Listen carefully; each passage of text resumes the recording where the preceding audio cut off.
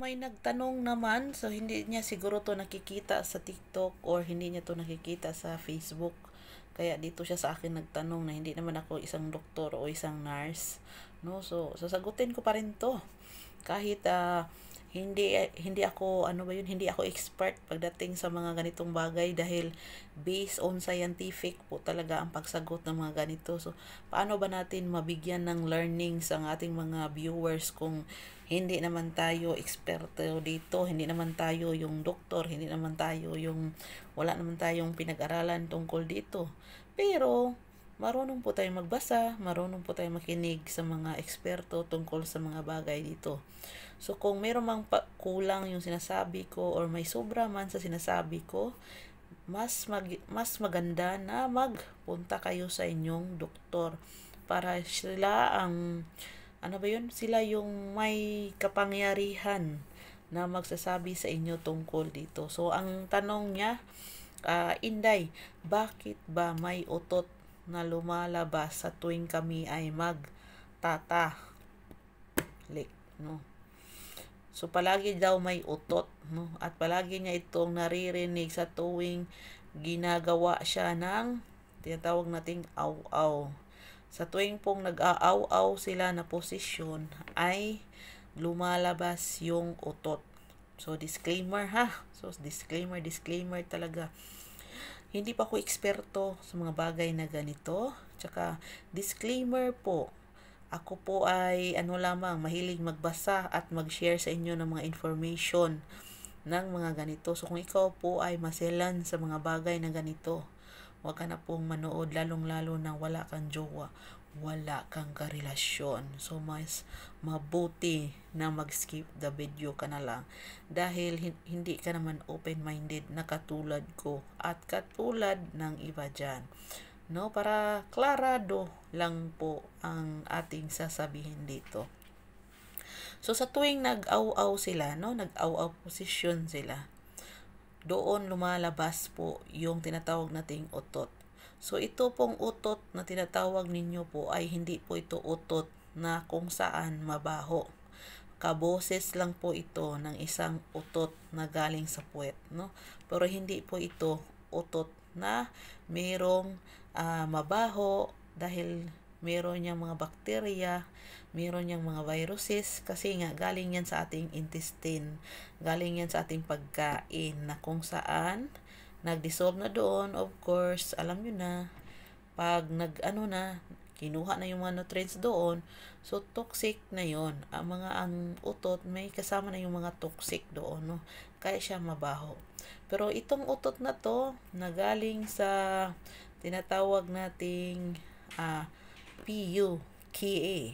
Ito po yung utot na kung saan dahil sa palaging pagbubumba ni Dudong, sa palagi niyang labas masok, sa palagi niyang pagpunta doon, papunta pa rito, ganuhin na lang natin sasabihin kay baka maano tayo ni nito,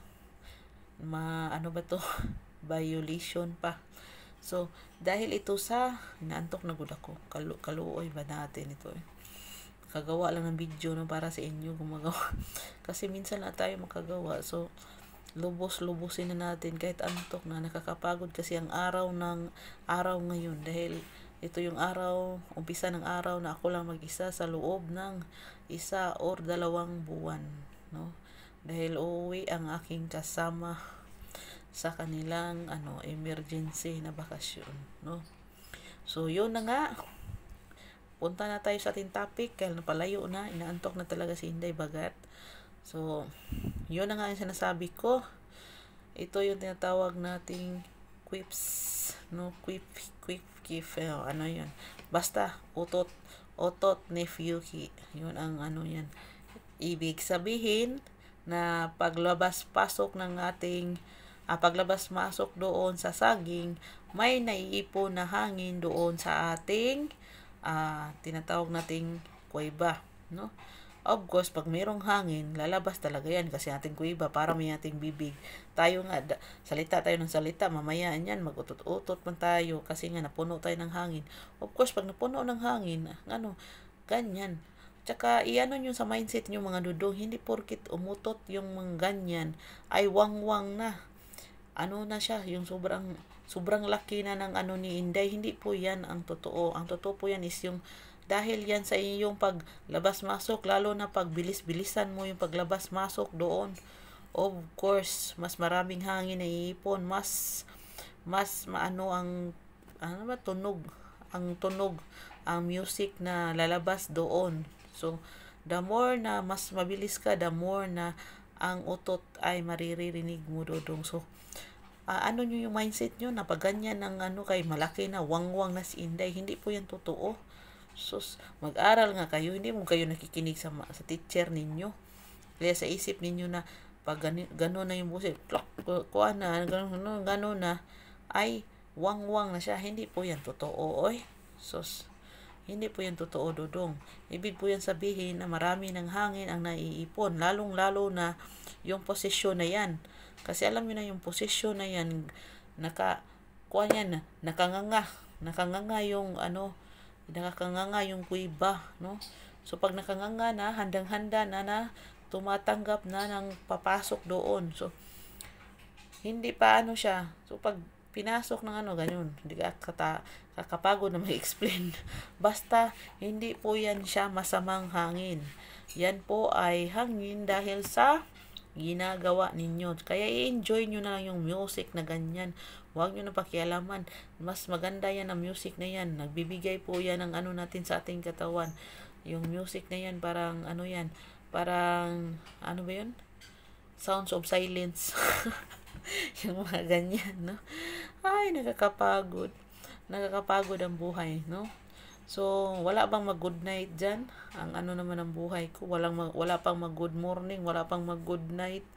Hi, I'm searching. Nag-searching pala ako ng isang pufa. Natatanggap ng isang mataba na katulad ko. At isang katulad ko na pangit. Mag-inbox lang kayo. At mag-uusap tayo kung pasado ka ba. Tumatanggap ka ba ng buy one, take two? Buy one, take two. So, message mo lang ako. So, yun lang.